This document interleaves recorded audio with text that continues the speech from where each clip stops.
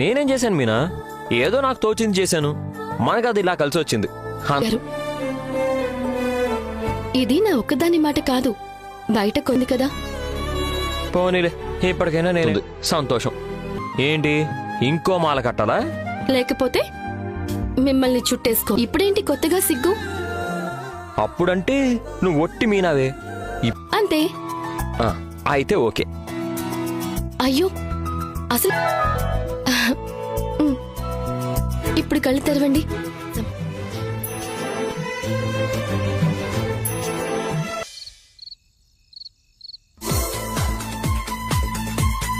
వేస్తున్నారు.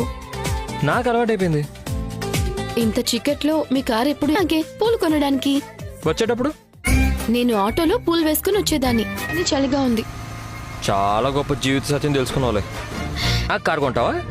మా తల్లే. ఏ కొనలేమా? ఆ తర్వాత పగలు కష్టపడి లక్షలు సంపాదించాలని గాని ఆ డబ్బులతో అవి నీతో ఇంటి చాకరీ అంతా చేయిస్తున్నారు. నిన్ను చిన్న చూపు చూసుకుంటారు. అందుకే షాప్. నాకు అర్థమైంది.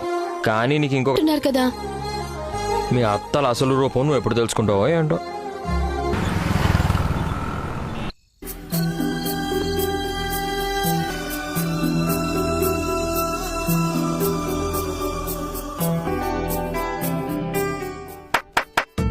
అమ్మా, పూలు కూడా ఇంతగా నిన్ను చీకట్లో పంపిస్తానా?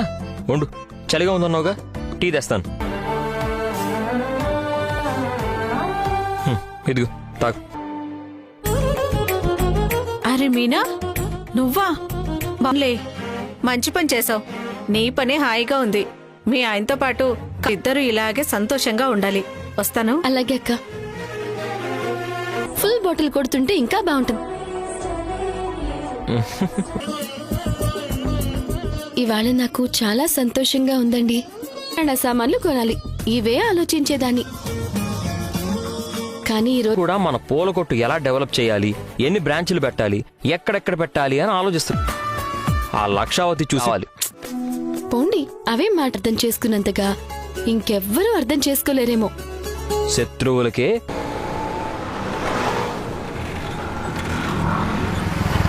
లోపల ఉలుకులేదు పలుకులేదు.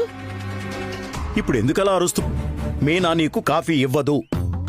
ఏ అంత పొగరెక్కింద? ముందులా ఖాళీగా లేదు కదా, ఒకటి పెట్టుకుంది ప్రభావతి పూల కొట్టు అని. కాబట్టి ఇక నుంచి నీ కాఫీ నువ్వే పెట్టుకుని తాగు. నువ్వు పెట్టుకోవడం రాదా? అంటే అది అప్పుడెప్పుడో పెట్టుకున్నాను. కాఫీ రెడీనా? మీనా, టిఫిన్ రెడీ అయిందా? అవేమీ కదా, వదనిక నుంచి ఫుల్ బిజీ.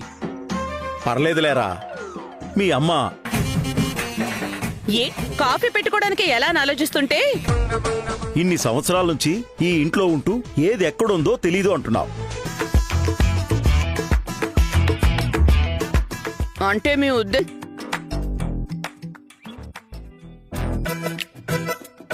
నాతోనే చేయించేలా ఉంది.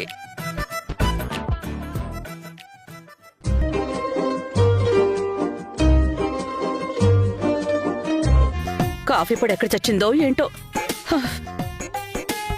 ఓ అవును, కారమే.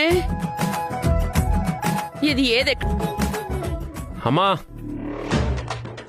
మేము రెడీ అయ్యి చాలాసేపు అయింది. నాకు ఐడియా లేదాంటీ. కిచెన్ అంతా మీనానే చూసుకుంటుంది కదా. ఎవరు ఇంకా టిఫిన్ కూడా చేయలేదు కదా. రోహిణి, మనం అవునమ్మా, ఇంపార్టెంట్ క్లయింట్స్ వస్తున్నారు, నేను వెళ్ళాలి.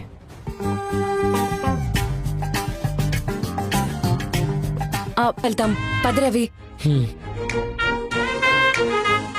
బాయ్ నాన్న.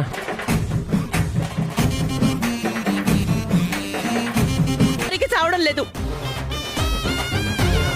కాఫీ పొడి ఎక్కడ పెట్టిందో ఏంటో. నువ్వే దాని దగ్గరికి వెళ్ళాలి. మాకు తెలుసులేండి. ఆ పూల కొట్టు రాకముందు బయలుదేరావా? సరే వస్తున్నాను. అయ్యో ఆగండి, మీరు టిఫిన్ కూడా చేయలేదు. మాకేంటో ఈ కష్టాలు. అయ్యో ఆగండి, పువ్వుల్లో కాదు పూల కొట్టులో పెట్టుకుని చూసుకుంటున్నాడు కదా. ఒకరోజు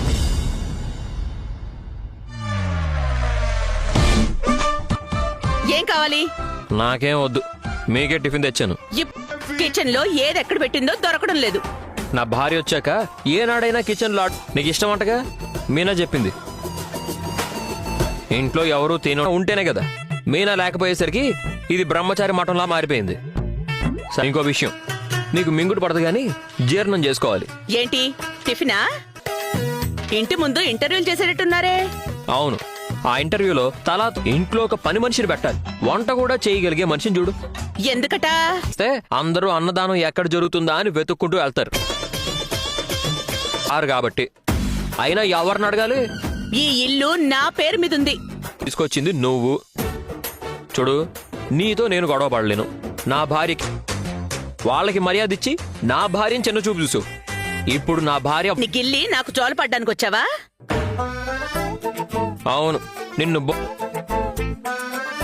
అయినా నేను ఎక్కడికి వెళ్తాను? బయటే ఉంటాను. ఏదైనా పనులన్నీ ఈవిడే చేస్తుంది. పూల కొట్టుని బొకే షాప్ ఎలా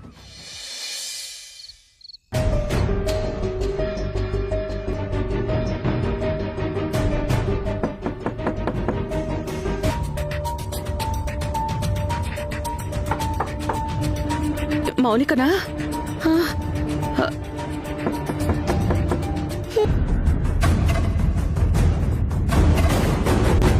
ఏ? మాకు పూలదండలు కావాలి. ఆ? ఏంటి పూలదండలు కావాలి. ఏంటి దొంగ పెళ్లి చేస్తున్నారా? అలా అడుగుతున్నారేంటి ఈ టైంలో? మీ కానీ రాత్రి ఇంకెక్కడ పెట్టాలరా? నీ తలకాయ మీద పెట్టాలా? నేను పెద్ద కంపెనీలో పనిచేస్తున్నాను.